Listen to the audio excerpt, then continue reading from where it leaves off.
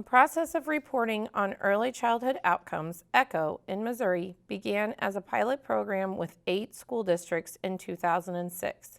It has remained a federal reporting requirement for any school district providing early childhood special education services to children. In addition, ECHO data are useful for program improvement activities at the local and state levels. This series of 7 modules is designed to give practitioners an understanding of the early childhood outcomes process. Each module is designed to be approximately 20 minutes long, making it possible to do one at a time or all of them in half a day. Participants are encouraged to start and stop these modules at any time in order to have discussions with other participants or to make notes on something you've seen or heard. The companion documents mentioned throughout this series are available on the Department of Elementary and Secondary Education website on the Office of Childhood webpage link located at the bottom of this slide.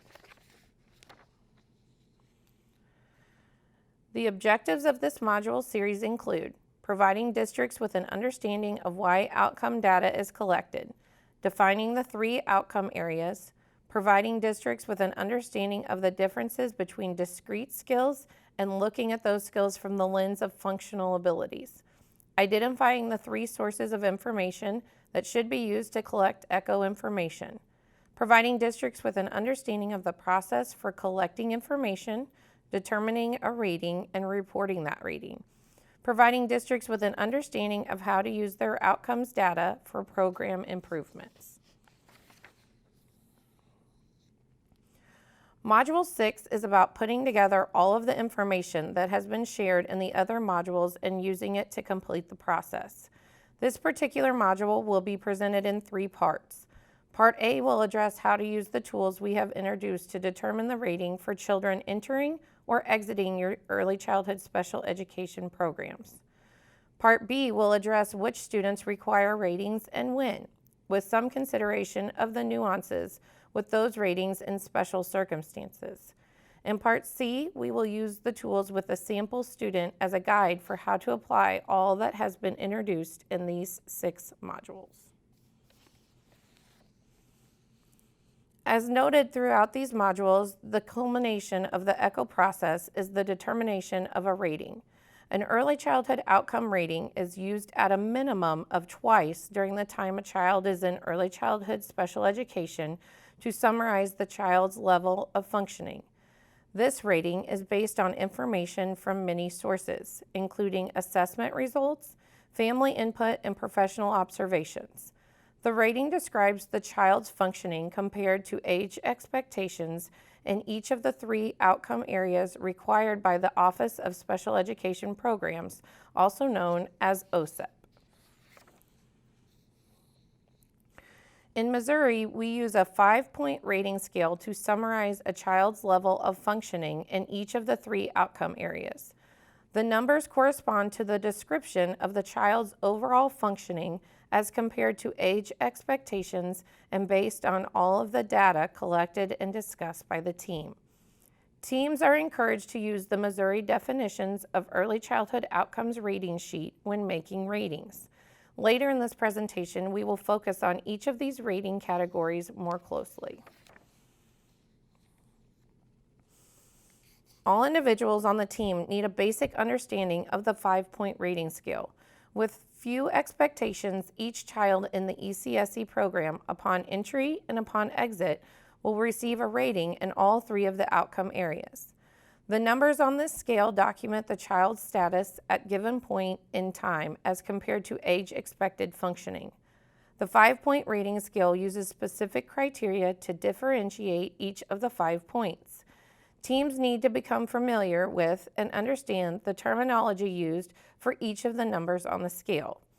These outcome ratings are not in any way tied to eligibility determinations. Just because a child has an IEP does not imply the child cannot get a rating of a 5 in all 3 ECHO areas. For example, a child with a corrected sensory or physical impairment, a child with hearing aids, or a child who uses a wheelchair may functionally be at an age expected level. This will be addressed again in Module 6B. Let's focus on some of the characteristics of these ratings. Ratings are made by a whole team, including the family, not just one individual. Ratings are based on multiple examples of the child demonstrating his or her level of skill in a functional way, not discretely based on individual skills. Ratings are based on age expected functioning. The description of the ratings indicate what degree the student is functioning at an age expected level. Additionally, ratings are based on multiple skills within an outcome area, not just one particular skill in that area. For example, a 4-year-old child may be able to separate easily from parents or other caregivers, but struggles to attend to others in various situations, isn't interacting with peers in an age-expected, functional way, and is not able to adapt to change in either the home or school setting easily. Just because he or she is able to perform one of the functional tasks expected of a 4-year-old in Outcome 1, displaying positive social-emotional skills, would not lead us to determine the child is performing at age expected for the entire outcome area. The team would need to discuss at what level the child is demonstrating most of the functional skills within that area in order to determine an accurate rating. To further understand ratings, we need to consider what they are not. As noted, they are not based on a single instrument or data source. The information for ratings comes from a variety of sources in a variety of settings. Ratings are not done by one person and not done based on opinion. This is a team process, very specifically involving parents, other caregivers, and all providers who work with the child. They are not based on discrete individual skills. The idea behind outcome ratings is to try to capture how functional the child is with the skills represented in the 3 outcome areas in a more global sense. Ratings are also not based on the services provided to a child. Just because a child receives more services does not indicate that he or she has to receive a lower rating or vice versa. And lastly, we are not making ratings based on what children can do under ideal circumstances. This is about what the child does regularly in multiple settings.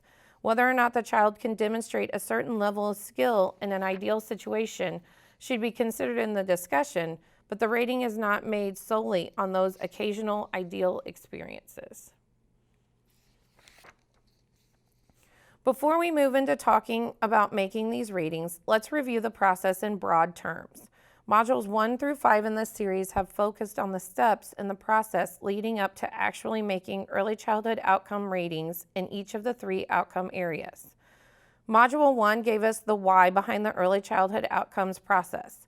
Module 2 focused on the 3 outcome areas and the functional skills associated with each one. Module 3 helped us understand the type of information we should be gathering and considering prior to making these outcome ratings. Module 4 provided information about the teaming process, including who should be involved and how we prepare members of that team to actively contribute to the discussions about the ratings. Module 5 focused on our understanding of age-expected skills and how to determine where children are in their development towards those age-expected skills in a process called age anchoring. And now, Module 6 puts all of that together when it is time to finalize the outcome ratings in all 3 areas. When preparing to hold ratings meetings, the person responsible for that student needs to think ahead about who should be included on the team. As noted in Module 4, team members will vary depending upon the environments in which the child typically spends time. This slide should provide a review of potential team members so the responsible party can include those people in the meeting preparations. As part of the getting ready for the meeting in which ratings will be made for each of the 3 outcome areas, it is important for everyone on the team to review those outcome areas so everyone is focused on the same things. The Office of Special Education Programs, known as OSEP, requires all state early intervention and preschool special education agencies to report data on 3 child outcomes. Those 3 outcome areas include children have positive social emotional skills, including social relationships. Children acquire and use knowledge and skills, including early language, communication, and early literacy, and children use appropriate behaviors to meet their needs. It is also important that information on which to base these ratings is available from all the sources of data we have focused on in early modules. Those sources of data include assessments, both formal and informal, professional observations done by the providers who work with the student, and family input. The family flyer, which will be mentioned again when we talk about the resource tools available in this process, should be provided to the families prior to holding the ratings meeting in order for them to gather information relevant to the discussions. Before the actual ECHO meeting, the list shared on the next two slides provides the person responsible for setting up and holding the meeting guidance on the steps for planning and preparing. Providers of the services to the child should review ECHO background information, including the meaning of the three outcomes, the rating criteria, the descriptor statements on the definition sheet, and the ECHO process. They will also want to review age expected growth and development for the age of the child. Providers need to ensure that multiple sources of information about the child's functioning are available for review. For example, observations, evaluations, progress reports, and reports from parents, specialists, and others who know the child. To continue with planning for the ECHO meeting, providers will want to confirm that there is information to be shared about the child's functioning for each of the three child outcome areas. Ratings are required in all three areas, so information should be available for the discussion of all three areas. The information available should also represent current functioning across settings and situations. Prior to the meeting, providers will want to review and consider the child's functioning in terms of age expected, primary level skills, and not yet primary level skills by referencing the age anchoring tools and resources available. And finally, it is critically important for the person responsible for this process to have a plan for how they will share information about this with families and other caregivers. When families are new and this is an entry rating, how are we sharing information about the ECHO process itself, including how important it is for the families to be involved? If this is an exit rating, how are we reviewing this information with families and encouraging them to share information about these three outcome areas based on the environments they are in with their children? These 7 review steps will help teams use a much more robust and effective process at their meetings in which ratings will be made. In the next part of this webinar, we will discuss the tools available to providers and teams to help them when it's time to determine quality ECHO ratings for their students. These tools will be introduced in the order in which they will likely be used. This checklist mirrors the preparation steps noted in the previous slides.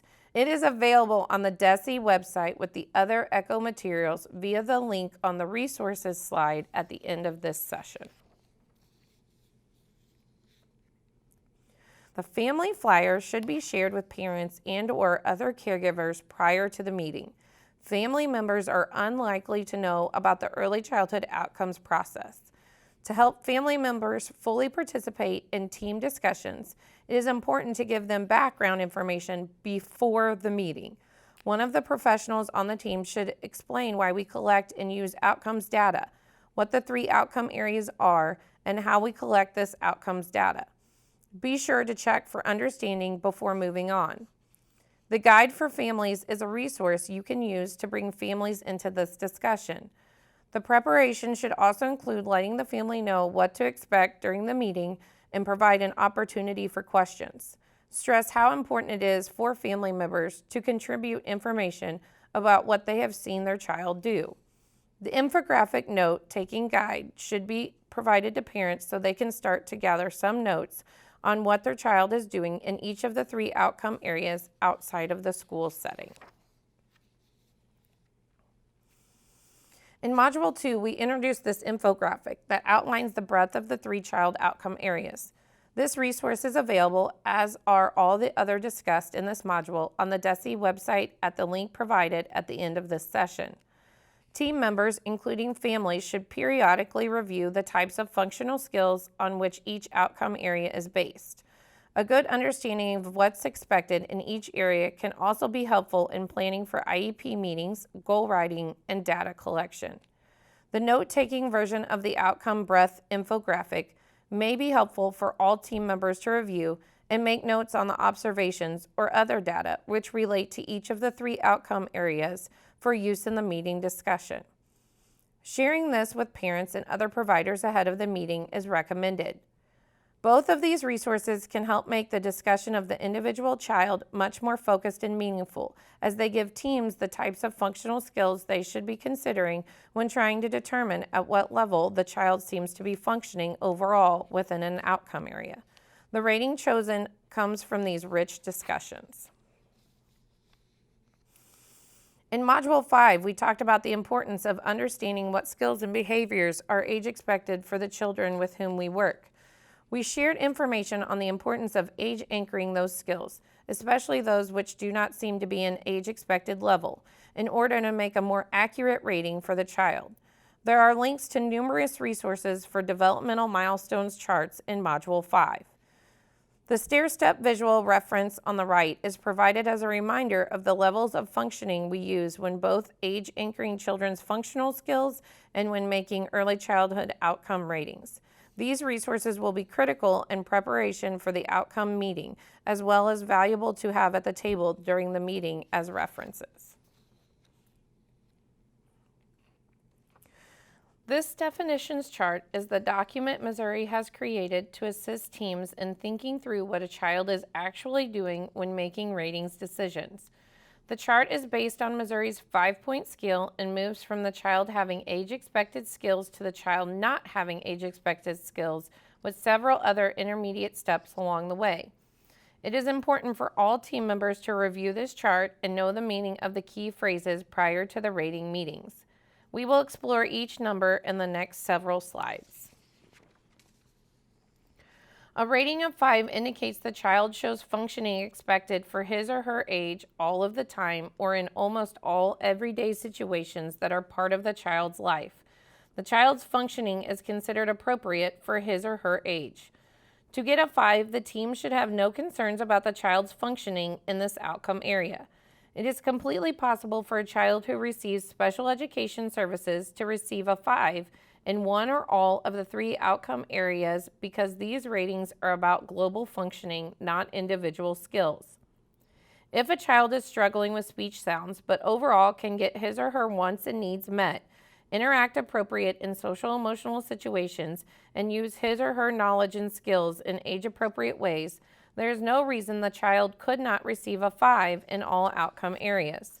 The mere fact that a child has an IEP does not prevent him or her from receiving a 5 in any area.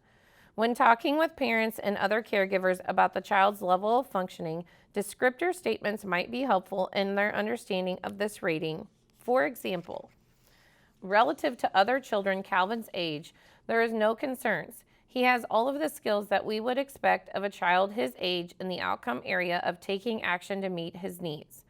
Or, Calvin has age-expected skills with no concerns in the area of having positive social-emotional skills. A rating of 4 indicates the child's functioning is generally age-expected most of the time, but there is a limited concern about the child's functioning in this outcome area. The concern may be substantial enough to suggest monitoring the child's development or the need for additional supports. The team has some limited concerns about the child's functioning in this outcome area. The words most of the time are important for a rating of a 4. If a child demonstrates age-appropriate skills most of the time, but the team has some level of concern about functional skills in one or more of the areas, so much so that it warrants monitoring or possibly even adding additional supports for the child, a rating of a 4 would be appropriate. When talking with parents and other caregivers about the child's level of functioning, descriptor statements might be helpful in their understanding of this rating.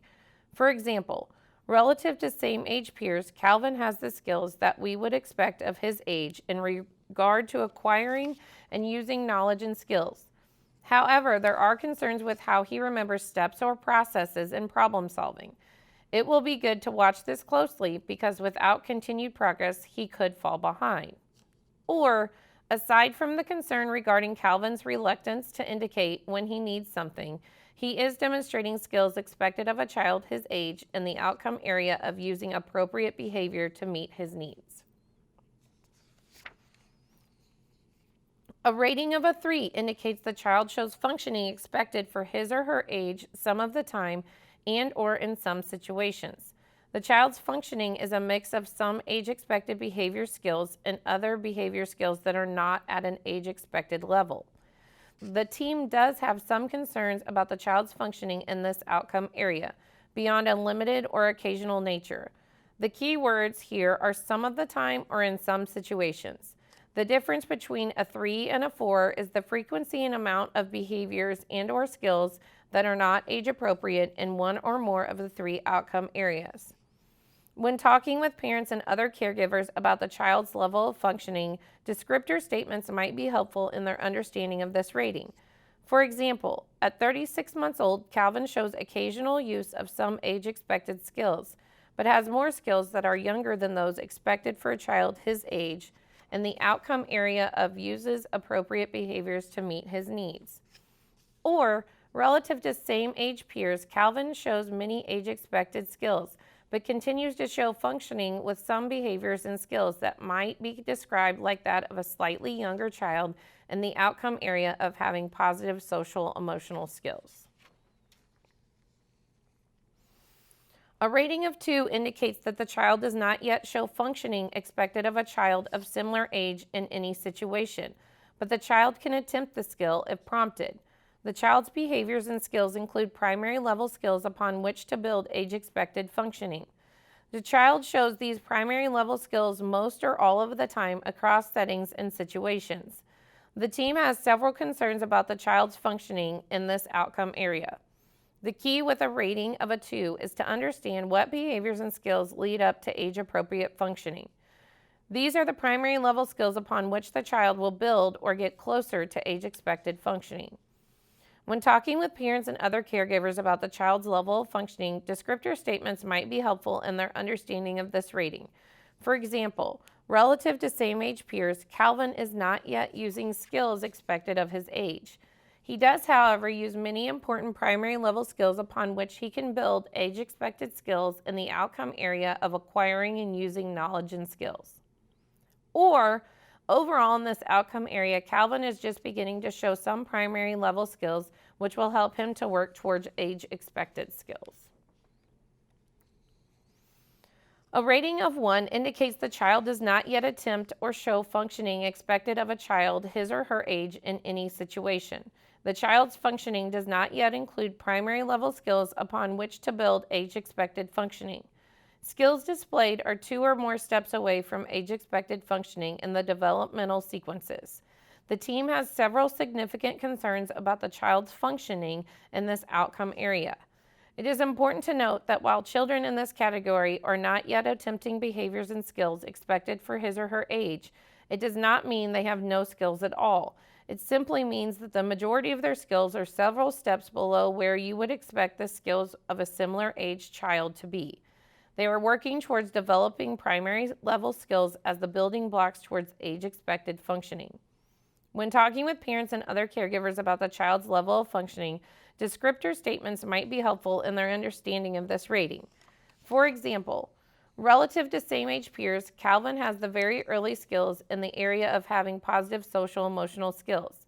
This means that Calvin has the skills we would expect of a much younger child in this outcome area. Or, for a 36-month-old little boy, Calvin's functioning might be described as like that of a much younger child. He shows early skills, but is not at a primary or age-expected skill level in the outcome area of using appropriate behavior to meet his wants and needs. The Missouri Outcomes Summary Sheet, or MOS form, is designed to be used as the process documentation form during team meetings to determine early childhood outcome ratings. It is important to understand that the updated form is a result of new expectations for the ECHO process of determining the entrance and exit outcome ratings for ECSE programs, but this shift in expectations did not lead to any new requirements for the ECHO process. A separate webinar and a PDF document explaining how to fill out the various parts of the MOS form can be found at the link on this slide, as well as the link on the resource slide at the end of this session. The first page of the MOS records demographic information as well as information about the student for whom this meeting is being held and those who are contributing to the discussions of these ratings. It is recommended to view the MOS webinar and/or use the PDF directions when filling this out for the first time. Each of the next 3 pages of the MOS form are identical, but each page focuses on one of the 3 outcome areas. The infographic represented on each page is introduced in Module 2 of the webinar series and is referenced in more detail in subsequent modules. They are included on pages 2 through 4 as a reminder to teams that are having ratings discussions that each of these early childhood outcome areas focuses on a variety of functional skills that contribute to the overall outcome and not on separate domains or discrete skills. The links underneath the picture will take you to the more complete version of this infographic and the definitions of early childhood outcome ratings page, which will be helpful in completing pages 2 through 4. It is recommended that you print a copy of these resources for all who will be participating in the rating meeting. It would be best practice to provide these resources to parents and caregivers ahead of the meeting as well. There are a few helpful reminders to note about the MOS form. The MOS was designed to be completed by a team of adults who know the child, as well as to support teams in making appropriate ratings for the children with whom they interact. It serves primarily as a place to put data, a repository for all of the relevant information a team has for a child, so the information needed is all in one place for the ratings discussion. This form also provides consistency of this data recording across the state. The MOS is an accountability tool serving as documentation that the process for making these ratings has been followed.